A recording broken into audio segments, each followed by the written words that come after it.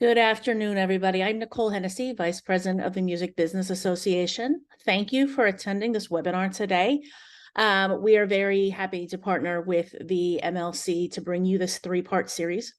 Today, we are going to hear Embracing the Ever-Changing Landscape of the Music Industry. This is just webinar number 1. Webinar number 2 will take place on November 7th, and the third webinar and final of the series on November 28th. If you want to learn more about the series or those 2 upcoming events, if you go to musicbiz.org, there is a placeholder on the homepage. And I can also, right after the introduction here, I will put the link in the chat that you can go to register for those events. That link that I'll put in the chat will also have the recording from today's event. So no need to scribble profusely to take in everything that's being said here today. Watch, learn, observe, and then that recording, you can go back and be able to take notes on that one if that's easier for you. So that will be in the link that I also drop into the chat here in a little bit. One more housekeeping thing. If you do have questions during today's presentation, please put those into the Q&A box on the bottom of your screen. There will be a question and answer period after the presentation. So without further ado, you're not here to hear from me. You are here to hear from Serona Elton. She's head of educational partnerships at the MLC. I've known Serona for many years. She is a jack of all trades. Love working with her. Always a pleasure, Serona, to have you on the Music Biz stage. So it's yours. Take it away. All right. Thank you so much. It is my pleasure to be here with you today. I see there's so many of you out there. So hello to so many of you I know who are joining and told me last week, I can't wait to see you on the webinar. So hello. So the way we'll do this is I'm actually going to keep the screen sharing going for a while. I have some things to share with you visually that way, make it a little easier to follow along with what I'm saying. And then towards the end, I will come out of the screen share mode and start looking in the Q&A for your questions. So just drop them in there whenever they happen to occur to you. But I will not be checking the chat for questions. So I will be looking at the Q&A when the time comes. All right, so let's jump in a little. As was mentioned, I am the head of educational partnerships at the Mechanical Licensing Collective, or the MLC for short. In that role, I actually do a lot of work with college programs for students studying music industry and songwriting and composition. I'm also a professor of music industry. That's my other side gig. And so I know a bit about how college works. It's my pleasure to be here with you today. I love doing these kinds of webinars. And I also get to be involved in a lot of educational materials that we create, different infographics and different instructional videos that we create to try and help make it easier to understand what it is that we do and what creators and rights holders need to do in order to collect their royalties from us. So let's jump in and start by talking a bit about this ever-changing landscape of the music industry. So I think, you know, it's a very exciting time in that I would say there are more ways to monetize music than ever before. It feels like every week I'm finding out about a new company that just started, a new tool that's going to be available, and new uses of music that are going to be generating revenue for all of the different parties involved in the music rights holder landscape. And so that's the really great news. There's more opportunities than ever for ways to get your music exposed to fans and potential fans, and ways to generate revenue from all of that exposure. But what comes with that is a related challenge. And that's that more than ever before, there are more actions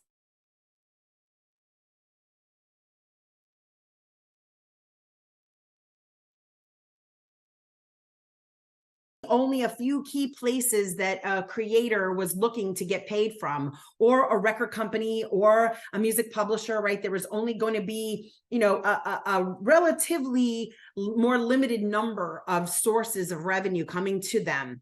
And now that has just really exploded, which makes it a lot more complicated to keep track of where all this money's coming from and what you have to do in order to collect it. Right. So there are some strategies that I think are really beneficial to develop, whether you are the creator yourself and handling all of the, you know, business aspects of monetizing your songs or your sound recordings yourself, or whether you are at a company that is a record label or a publishing company, right? Ultimately, whoever it is that's going to be entitled to collect this money has got to take the time to learn about how rights work and how to collect these royalties. We do a lot of webinars at the MLC, and for many people joining our webinars, it's really their early introduction into how rights and royalties works. And I always make a point to tell them, you know, you're not going to learn everything you need to know in 1 hour.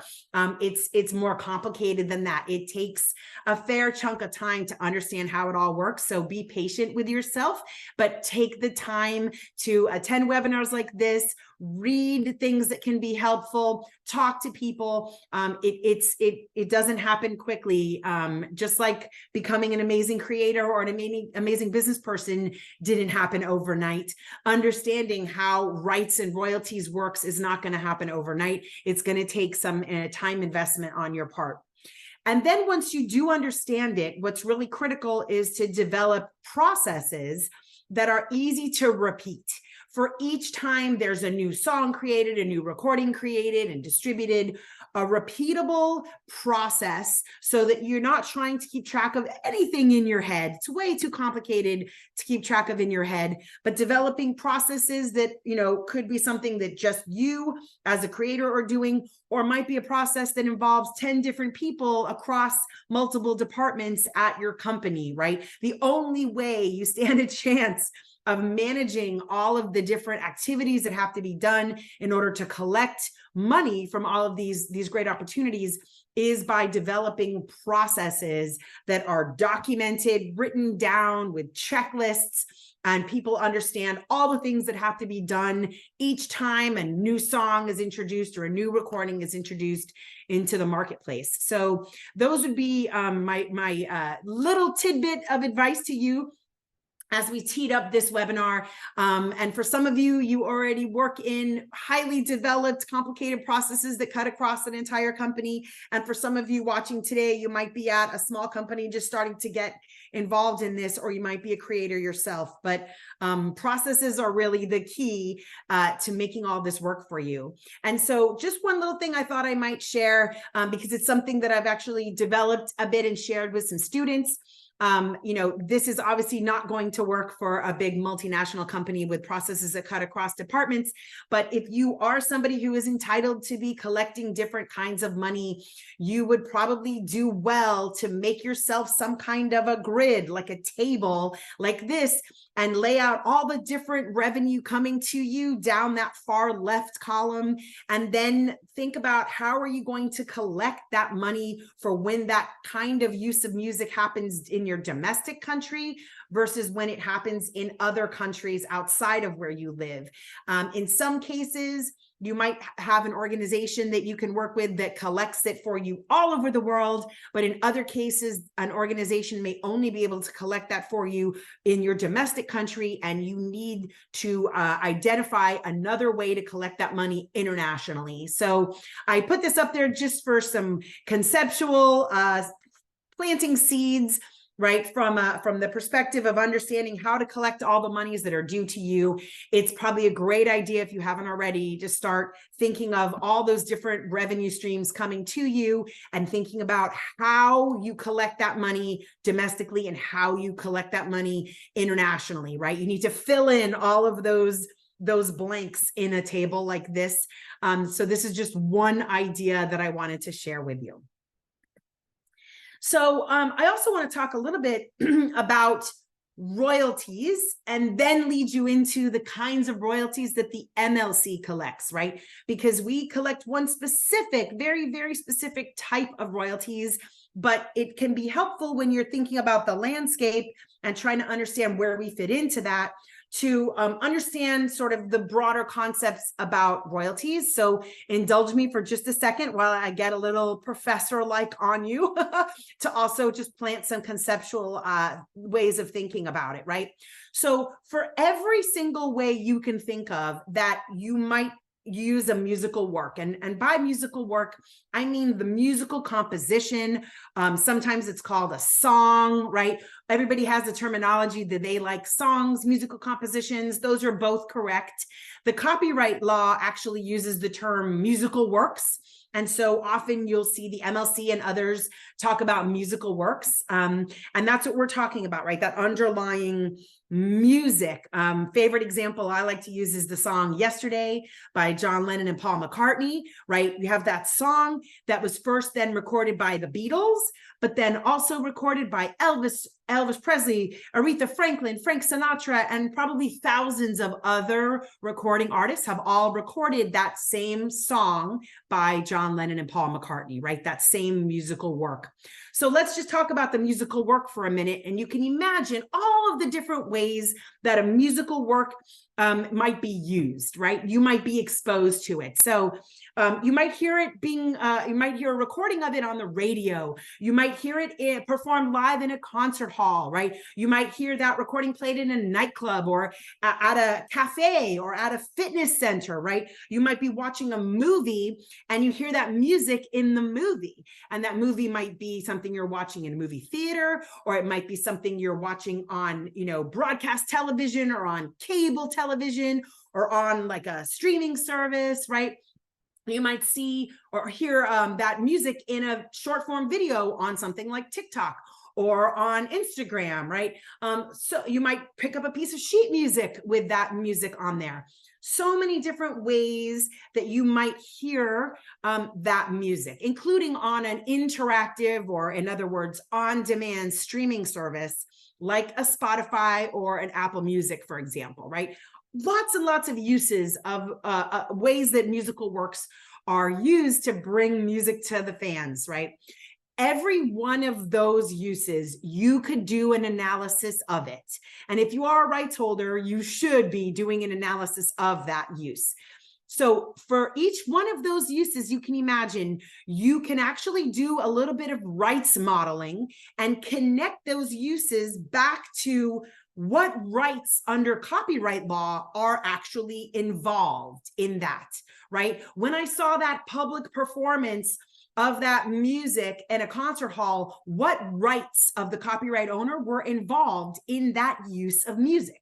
And you could do a whole rights analysis if you wanted to, looking at the US copyright law gives owners of musical works 5 exclusive rights. You can connect every way we use music back to one or more of those rights. You could actually draw those lines, connect those dots.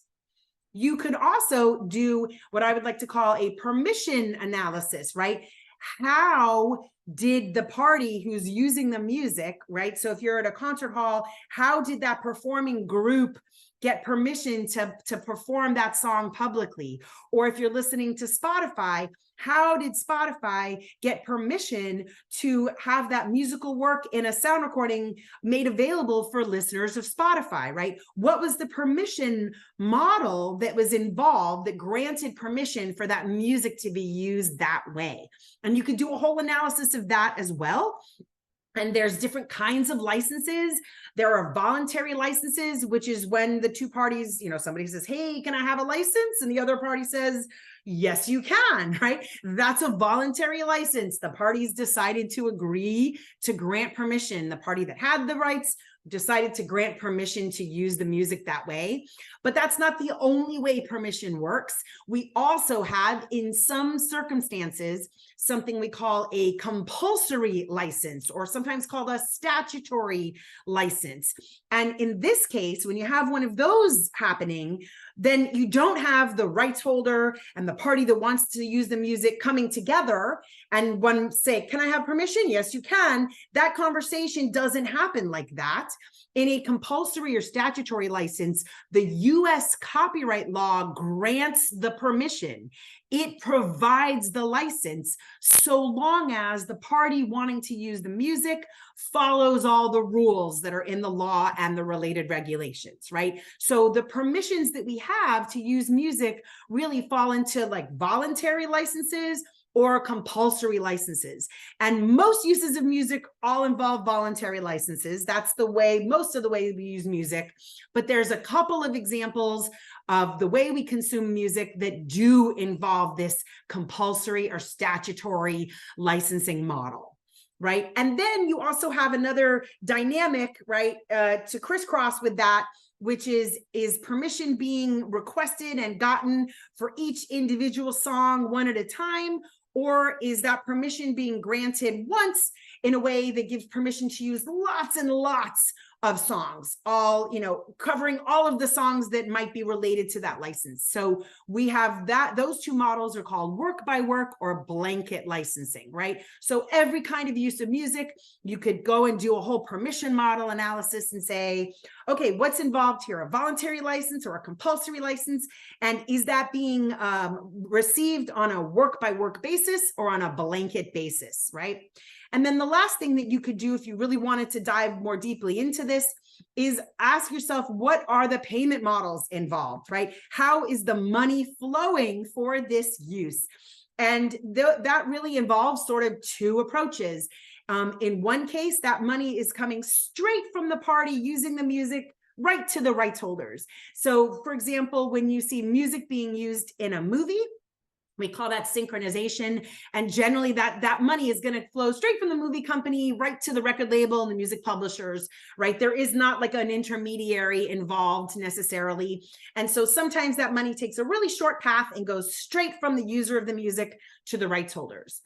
But in other cases, there is an intermediary involved. There is what we call a collective rights management organization. And we abbreviate that CMO. I don't know why we've left out the R. Nobody asked me, but CMOs, right, are these organizations that collect royalties and distribute royalties on behalf of many, many, many rights holders, right? And so there's a number of those that exist in the music industry. The MLC is one of them, but other examples of these collective rights management organizations are your ASCAP and BMI, CSAC, Global Music Rights, All Tracks, right? PROs, performing rights organizations, are another example of a collective rights management organization. Sound Exchange is another example of a collective rights management organization. And the MLC is one, but we all collect different kinds of royalties. And so we're similar, but we're different. And so if you are analyzing where is all my money coming from, right, you need to understand which money you're getting directly from the party you gave permission to versus which money you are getting from one of these collective rights management organizations, so that you can understand all the different ways money needs to flow to you as a rights holder. So thank you for letting me get a little professor-like here on you, but I just wanted to plant some ideas about the way you might want to think about understanding this ever-changing landscape, right? For each new thing that comes up tomorrow, right? Let's say tomorrow there's a new headline, new such and such just started, launched its service today.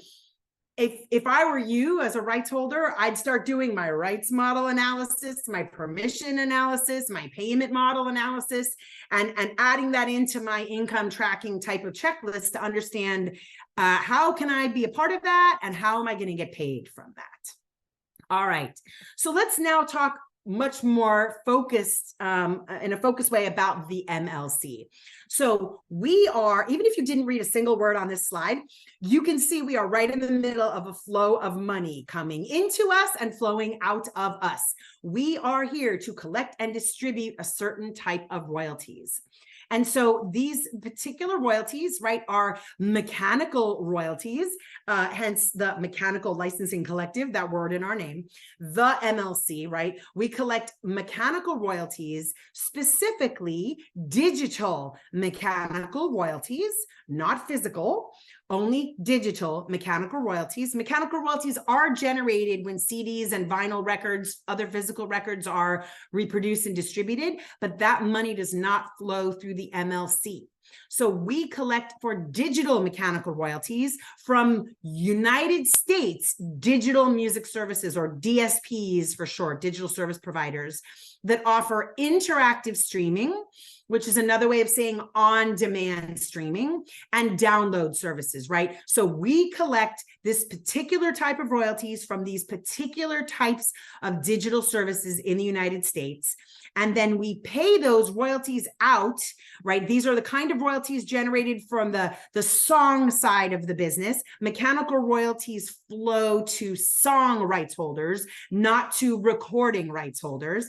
So we are paying basically music publishers, publishing administrators, and self-administered songwriters because they are basically acting as their own publishers, right? The normal model mechanicals have always followed is historically, right, record labels paid publishers, then publishers pay their songwriters their share of the mechanicals based on their contract with their publisher.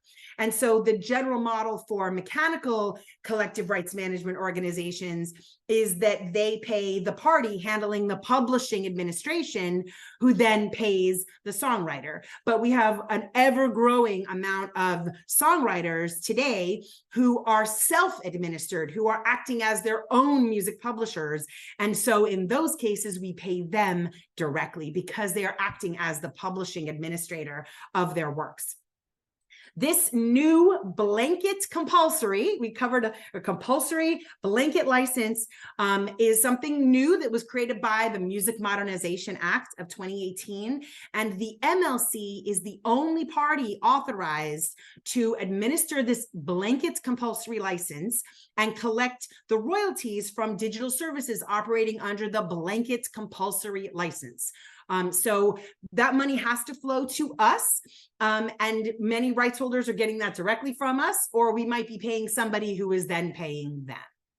All right, let's dive deeper, shall we?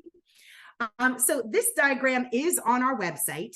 If you go to the website, themlc.com, under the resources section, scroll down a little and you'll see it talk about the digital royalties landscape. We have, this diagram, I don't think we had any idea how much people would like it, but people do seem to like it. And we could take a whole hour just going through this in detail, which I won't do. I'm just going to give you a quick overview of it so that you understand how to read it, and you're welcome to hang out with it as long as you like on our website. So first off, before you start trying to understand what each of those, there's like 4 columns, right? Number 1, 2, 3, and 4, and 4 different colors. Before you try to figure out what they mean, what you need to do is start with the little legend in the top right.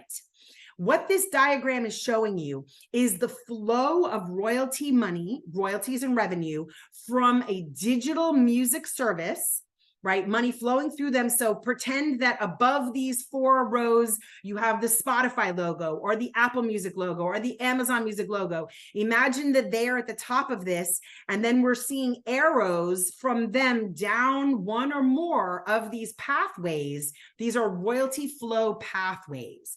And to understand which of these 4 flows of royalties are involved, you have to start by looking at the legend.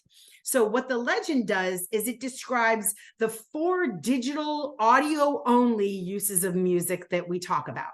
So on the first row of the legend, we talk about interactive streams and limited downloads.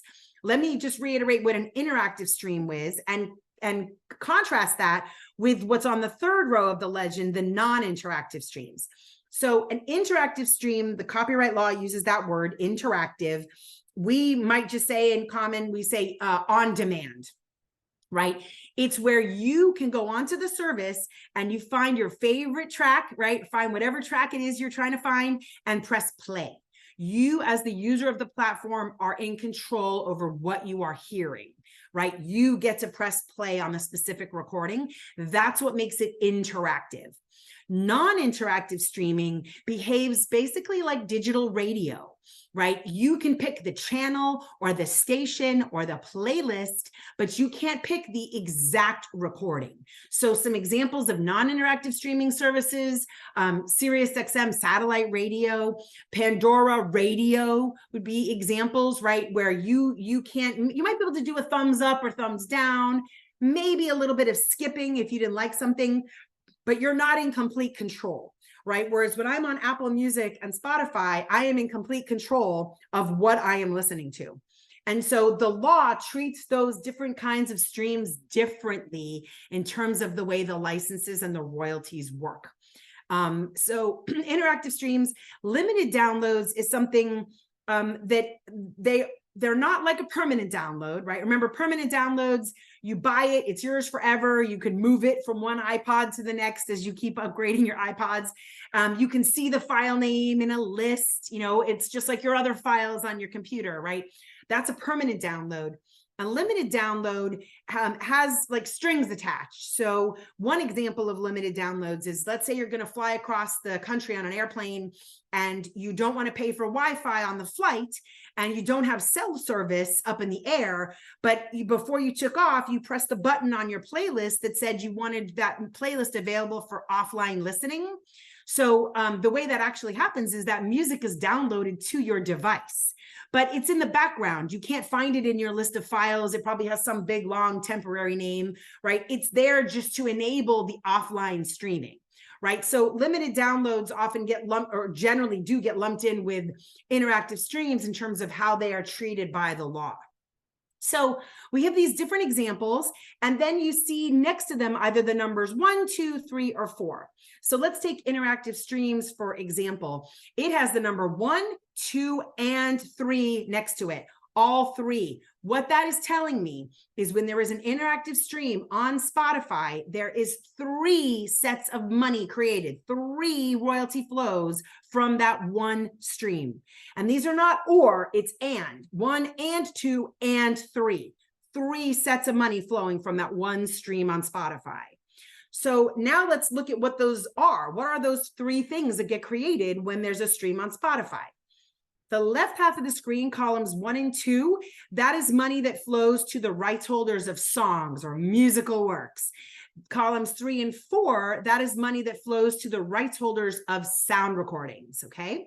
So for an interactive stream, number 1 is the performance royalty. That is money that flows from Spotify to ASCAP, BMI, CSAC, all of our PROs, okay? So if you are a music publisher or a songwriter and your song is recorded and it's being streamed on Spotify, one of the 3 ways you're getting paid is through your PRO.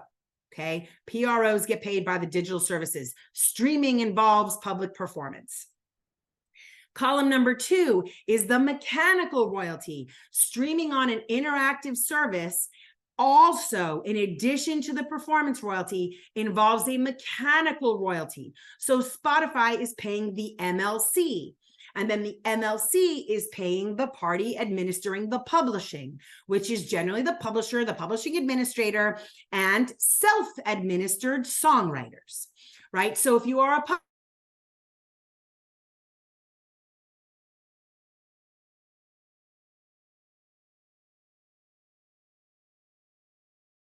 songwriter, same thing, you're getting some money through your PRO and you're getting your mechanical royalties either from your publisher who got them through the MLC, or if you're self-administered, you're getting them through the MLC directly.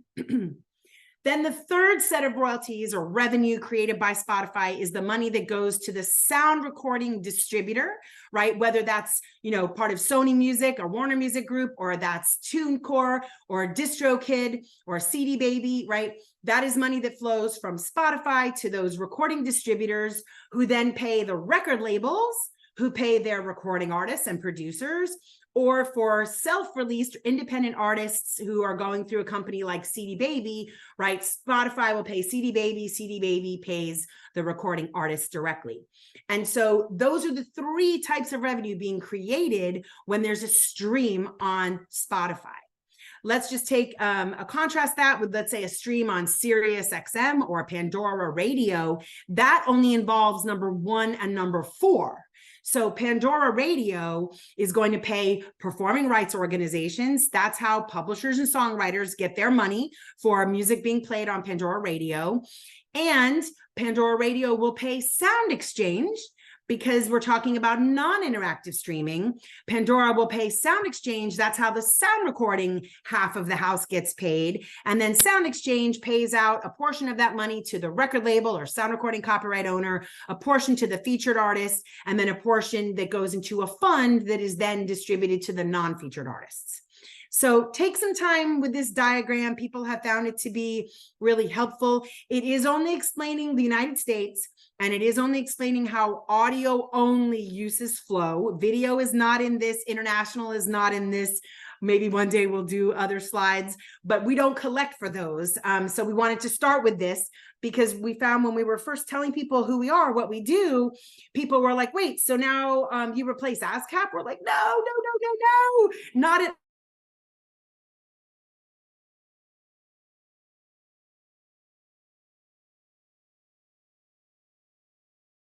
we all do something different.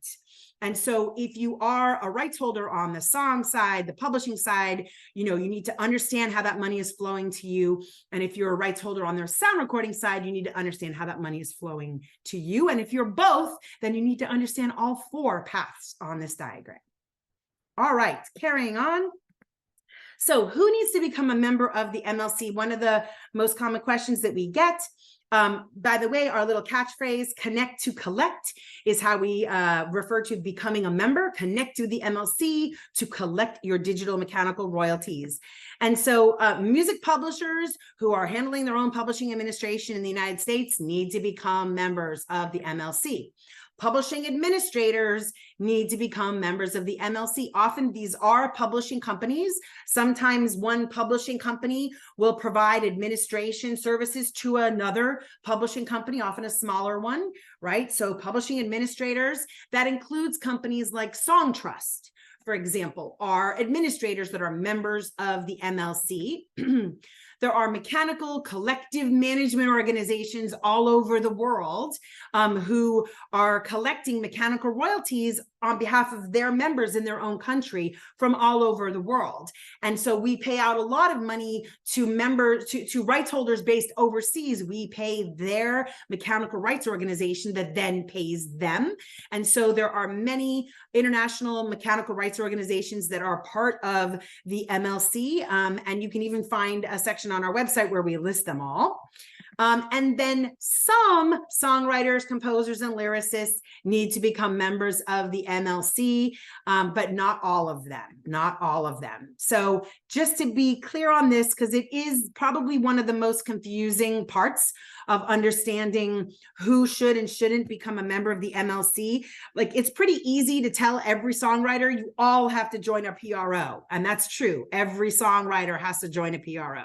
And it's pretty easy to tell every recording artist, you all need to join Sound Exchange. That's a pretty straightforward message. Our message is a little more nuanced than that. And when I'm talking to songwriters and composers and lyricists, and they say, should I join? My answer has to be, it depends. It depends on who is administering the publishing for your songs, right? For your compositions. If there are any compositions, any musical works that the songwriter is self-administering and have been recorded and will be on digital services, right? The truth is, you don't need to register every song you've ever written. If it's never been recorded and you're not planning to record it, not planning to have it be put out there, you don't have to necessarily register every single song you've ever created, right? And a lot of people are prolific and are creating songs, daily, right? If you're talking about songs that have been or going to be recorded and then put out there into the world, then those are songs that you need to be administering, doing the work on.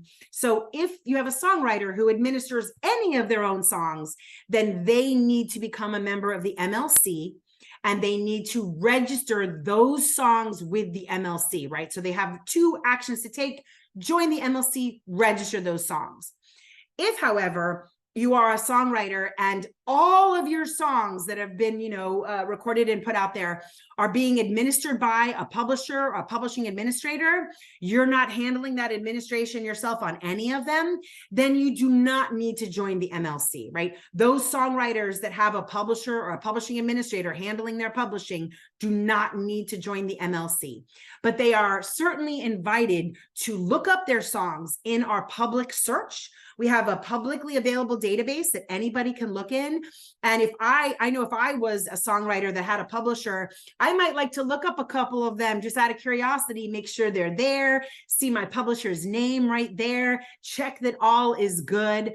We invite anybody to do that. But a songwriter that has a publisher or a publishing administrator handling their song does not need to join the MLC. Their publisher or publishing administrator will register their songs with us. We'll collect those royalties, and then we'll pay that writer based on their contractual relationship. So this is one of the things that definitely is a little more nuanced, a little more confusing in our world. Membership is totally free to join. On our website, you see that big blue button that says Connect to Collect up in the top right. It just takes you through some screens. It's pretty straightforward. And one other really cool thing that is thanks to the people that wrote the Music Modernization Act and the songwriter publisher community that really pushed for this. When we collect $100 in royalties, we pay out $100 in royalties. We don't keep any of that money to pay our operating costs. That's normal. Most collective rights management organizations all over the world, that's how they keep their lights on, right? They collect royalties, they keep, 10% or less of that money to pay their bills and pay out the remaining money. We are very unique because of the way the law was written, in that separate from the royalties we collect, the digital music services also have to pay our operating costs, which is really unique and was a real win for the songwriter publisher community when they got that put into the law. Once you become a member of the MLC, your job is not done. You then have to play your part. That's our other little catchphrase that's talking really about registering your works and helping match those works to sound recordings. So we have a variety of tools that we make available to our members to do this. We have something called our claiming tool. And this is, this is where you start to see what's in our DNA, because it was in the Music Modernization Act, is transparency and making data available and tools available to empower rights holders is so much of who we are. And I'm going to start sharing with you what some of those tools are. For members, we have something called the claiming tool. And so let's say you happen to have two publishers with two writers that co-wrote a song, and the first publisher, they were a member and they went ahead and they registered that song and they claimed their 50%. And now the second one comes along, maybe the day after, let's just pretend. They don't have to set up the song from scratch. What we encourage them to do is to start, before you register a new work with us, is to start using our claiming tool to see if perhaps one of the other co-writers, publishers, has already started registering that song, in which case you'll just add your claim to it. So it creates some efficiency wins that you don't have to set it up from scratch every time. It might be that that song is already in our database, just waiting for you to come and add your claim to it. So we have a claiming tool that makes that easy to do. And then if, let's say, it's not there, you're the first one in, we have a variety of ways that you can add those musical works to our database. And that involves both our portal screens. You could type it onto the screen if you wanted. You could also upload it in a spreadsheet format. We have like a bulk upload that lets you set it all up in a spreadsheet tool in a certain format, and then you can upload that whole spreadsheet. Or if you are at a music publisher or a rights management company that has access to special software that can generate something called a common works registration file. You do need special software for that, but many publishers use that software. You can also send in a common works registration file to register your works, right? So we've kind of got a small, medium, large solution for however the rights holder needs to manage that, and that's going to be often driven by the volume of works that they need to register. And then in addition to those works registration tools, and by the way, we also have this ability to download your works catalog information out of our system, so that then you can bring it into a spreadsheet if you want to, play around with it, analyze it, ingest it into some other tool. So we also have that as a new thing as well. But aside from the works registration tools, we also have something that we're super proud of called our matching tool.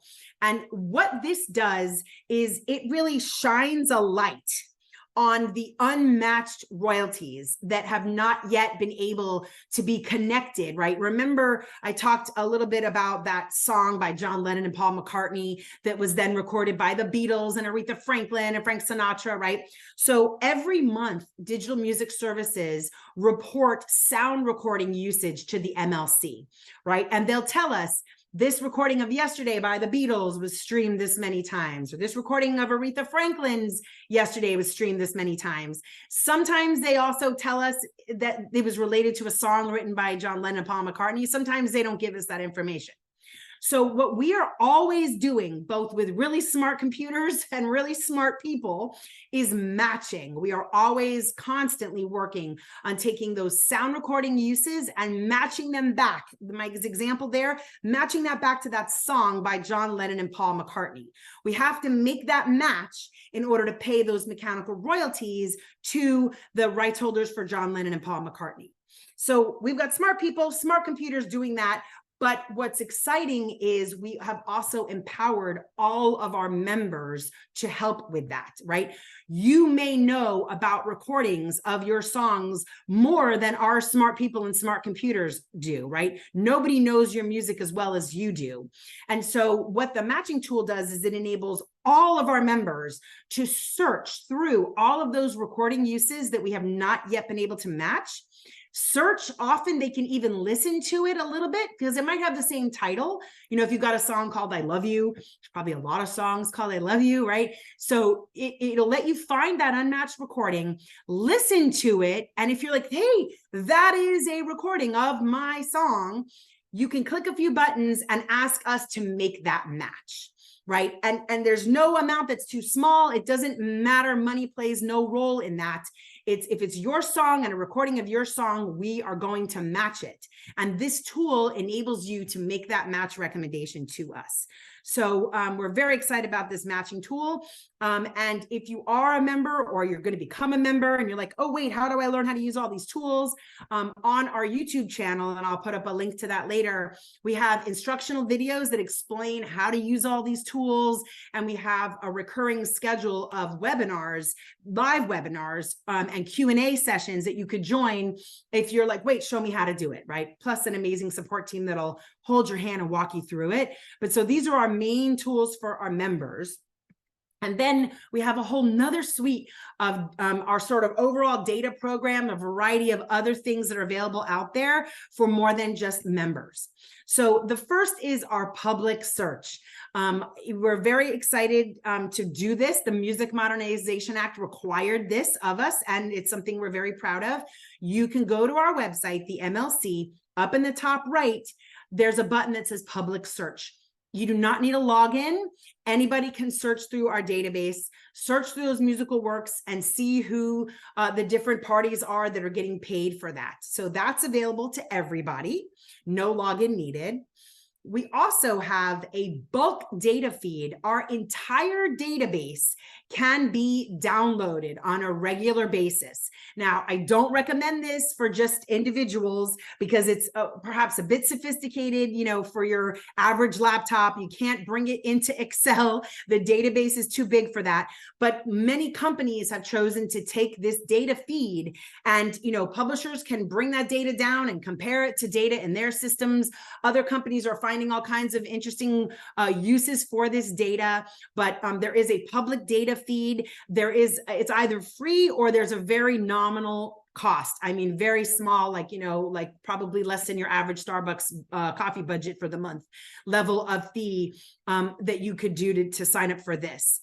We also now have a public search API, right? So this allows people to build tools into their own software and processes where instead of going over to the MLC's website to search for something, they can enable their system to reach out into the MLC's database and search for something. So we have our API is available also for companies to choose to use if they want. We have something that has like the funniest acronym. I love saying it, DERP, the DERP, which stands for Distributor Unmatched Recordings Portal. This is a tool that we have built for sound recording distributors, companies like CD Baby and DistroKid, sound recording distributors, especially those, this is especially useful for those who work with a lot of independent songwriters, where they can see which recordings we have not been able to match yet, and then can, see how they might be able to help connect the dots to get the writers of those songs more engaged, to get those songs registered. So the DERP is available as well. And then lastly, we have our data quality initiative, the DQI, that we do, as well as a number of partners do this, where we can take a set of data about musical works and compare that to the data in our database and highlight the differences. And so that was actually one of the first data program things we offered in the early days when we first started operating. And so you can find out information about all of these different tools on our website.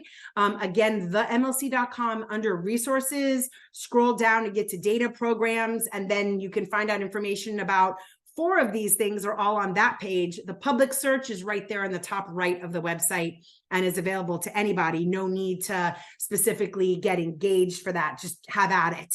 With the other 4, there is a process of requesting access. So, and we've got other ideas in the works as well. We are very data minded. We were, fortunate to be born in the data era. And so it's deeply embedded in our DNA. And, we're always looking for opportunities to put more data tools in the hands of creators, in the hands of rights holders.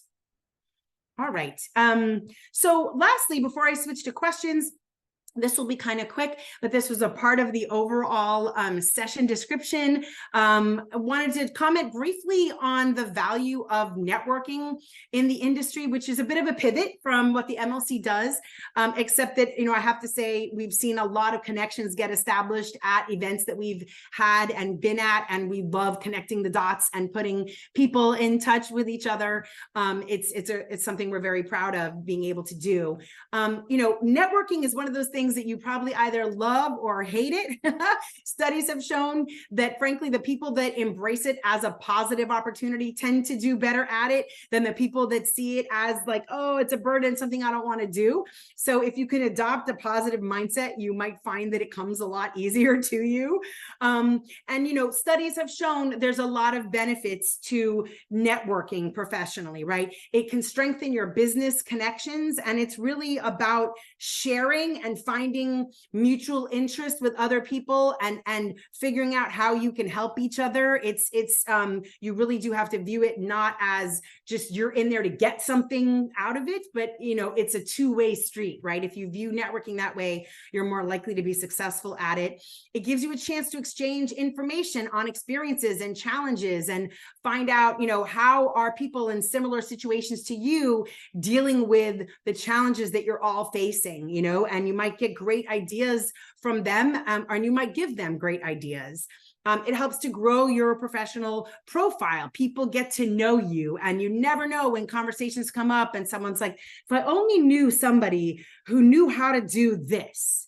And then someone's like, I have the perfect person. Let me call them right now, right? It happens all the time. Opening doors to new opportunities, whether you're somebody looking for a job, whether you are a new business and you're looking for clients, right? Networking is a critical way to really help open those doors by, expanding your reach. And growing your knowledge. Often I'll meet somebody who does something similar to me, and I'll just ask them a question. Hey, what do you know about this? What can you share with me about that? Do you know of any resources that could help me learn more about this topic, right? And so, I find the networking I do is always expanding my knowledge by, me asking my network, what do you know, and where can you point me for more information? And then the truth is, inevitably, as you get to know more people that do the kind of work you do, have some of the same concerns and challenges and opportunities that you do, you form bonds. And, these bonds kind of grow beyond just professional connections to personal ones. And a lot of my sort of, lifelong friends were people that I met by networking in a professional environment and then grew that into a friendship over time.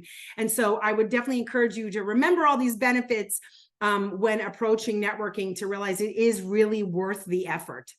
Couple of strategies. So join organizations of like-minded people. The Music Business Association is a fantastic example of an opportunity to join an organization where you are interacting with people who you have something in common with. There's also other business organizations out there and creator organizations out there for songwriters and recording artists, right? Take a look and see what organizations are out there that can help bring you together with people similar to you. Attend networking events, conferences. Hopefully I'll see you at Music Biz next year.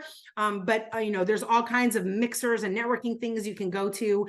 And what's great about those is, a lot of the other people who are there for the same reason, especially if it's a networking event. That takes the stress out of it. They're happy to meet new people. That's why they're there, right?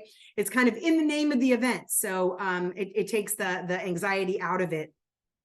Come up with your own conversation starters. If you're going to be that person that starts a conversation, what do you start with? And that may not be the same conversation starter for different people. If I'm sitting in the audience at a conference and, we're waiting for the session to start, I have a standard starter. I might just, ask the person next to me, so what brings you to this conference? Or what kind of work do you do in the music industry? Or come up with whatever your own things are. But if I'm going to go up and talk to a panelist when they get off the stage, that would be an example where I'm going to have done my homework and I'm coming with a very specific question, not just a hey, can you tell me your life story? Oh, that's always awkward when a speaker gets that question. Can I take you to coffee and you can tell me about your whole career? No, those are probably not the best strategies to use. Whereas coming up with a question, hey, I read your article on this and I have this question, or I know you're an expert on that. Can you point me to something where I could learn about this, right? Having a very specific question in mind is a good idea when you're approaching someone like a guest speaker or a really senior executive who's, coming to speak in the room. So have your set of standard opening comments ready. And then lastly, just understand the context, I think, before asking for or giving contact information. Have business cards, digital cards, right? QR codes, the ability to have somebody just connect with you. Just this week, somebody showed me how on my LinkedIn profile, I can create a QR code to show to somebody who can connect with me on LinkedIn just like that. So have that contact information. But if someone's coming off the stage, I wouldn't start by saying, can I have your business card? For what? Start the conversation and then see where the conversation goes, and then see if it makes sense to say, hey, can we keep in touch? And then they might say, sure, DM me on social media, or here's my card, or ask you for your card, right? Gauge the context first before you just say, can I have a card? I think that would probably serve you really well. So, all right, those are my Professor Elton 2 cents on networking. Last slide, that is our website there. I'm going to take a quick drink. While you jot that down, themlc.com, lots of great resources. These are our social media handles. Please do follow us. We always talk about webinars like this. We talk about when we're hiring. We talk about all kinds of things on our socials. So do follow us. And our YouTube channel especially has got lots of great explainer videos. So you can check those out. And then lastly, before I come out of screen share, if you still have questions after this webinar that I did not get to in the chat or in the Q&A, and you looked on our website, you just can't find it, you need personalized attention, we've got you. You can contact our support team. They answer the telephone, which is amazing. You can usually get a person on that call in a minute or so. Call us Monday through Friday, 8 a.m. to 6 p.m. Central at that phone number right there, that Nashville phone number. You can initiate an email with us about anything at any time, right? You might not hear back till the next business day, but you can certainly initiate that email with us at any time by going to that website address there. And if you are a member and you're logged into our member portal, during those support hours, you can also initiate a live chat with that same customer support team that answers the phone. So they're very, very happy to help you. They sort of have their own fan club going, and I don't blame them. They take their entire goal of service very, very seriously, and they will get you the answers that you need. All right, so I'm going to come out of screen share. We have a few minutes left. I am going to put on my reading glasses so that I can see, and we are going to knock this out. Okay. All right. So I will not be able to answer all of your questions, but I will do my best to see. Okay. So, All right, so somebody was asking about the digital services, paying the royalties versus paying our operating costs. So the way it works is the royalty rates that the MLC pays out and the royalties that the digital services pay the MLC are called statutory royalties. And they are set by a panel of 3 federal judges called the Copyright Royalty Board. That is who sets those rates. And those rates are set in something called rate proceedings, which are sort of like a trial in that, all the parties that have an interest, they can come, they testify, they provide evidence, and then these judges reach a decision, right? So the judges set that statutory royalty rate. There is an entirely separate process from that establishes how much money the digital services have to pay our operating costs. That money does not come out of the statutory royalty rate pool. It is a separate set of money, and there are some separate processes for it. And so it's not just a shifting of one money to the other. I know it's hard to imagine, but truly the digital services are paying that separate and above their statutory royalty rates, and those rates are set by the Copyright Royalty Board. Okay, let's see here. What can I cover quickly? Let's see. So Caleb asks, how much does a self-administered artist benefit from the MLC compared to one who is not a member of the MLC? So firstly, Caleb, you said self-administered artist. What I'm going to ask you to do is substitute out the word artist for the word writer, because this is writer money, not recording artist money. So sometimes that can be helpful just to think of it that way. So for a self-administered writer, right, coming to the MLC, they get to use all of the tools that we provide, and they collect 100% of their royalties. Those are some really, and they've got an amazing customer support team there for them. What the MLC cannot do for them is collect their international mechanical royalties. So that is something that the MLC cannot do for them, right? And so that might be if there's, if they're expecting significant amount of mechanical royalties from overseas, they need to be exploring the different ways they can collect that money from overseas, because the MLC cannot do that for them. And so in that case, once they, look at their options and weigh the pros and cons, they might decide that it's in their best interest to sign up with a publishing administrator.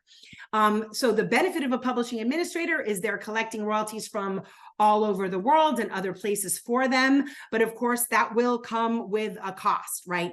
That will come with a cost. There's going to be a certain amount of money that the publishing administrator will keep for every dollar that they collect. So those are things that a self-administered writer is going to have to weigh up the pros and cons there. All right, I might have time for maybe one more question. Let's see. Does the publisher need to be based in the US? No. So the MLC is very happy to pay people anywhere in the world that they are. No problem us sending money overseas. The uses of the music are what has to be in the US. So we collect from Spotify in the US, Apple Music from the US. We don't collect, for example, from Spotify in Europe or South America. We don't collect from uses from Spotify from anywhere other than the US. So we collect only from uses in the US. We can pay them out. Doesn't matter where the rights holder lives. That's not an issue. But we can only collect and pay for the uses in the United States. All right. So I think that's really all I'm going to have time for. Please, if you have any questions, don't hesitate to reach out to our team and check out our website. Lots of answers there in our frequently asked questions and in our YouTube videos. But if you don't find it there, just contact us and we will get you the answers that you need. All right. Are you coming back on? There you are. Woohoo! Here I am. Thank you so much. Always a great plethora of information. I learn something new every time I watch one of these. So thank you so much for that. And I will share with you the questions you might not have gotten to if you or the team wanted to take a stab at reaching out. So I'll share those with you later. Thank you so much. So thank you, Serona. Thank you for everybody for joining today. Again, check out musicbiz.org. 2 more webinars in the series, November 7th and November 28th. And you can register at the link I put in the chat or on our website. So thank you so much. Hope to see you back here soon. Take care.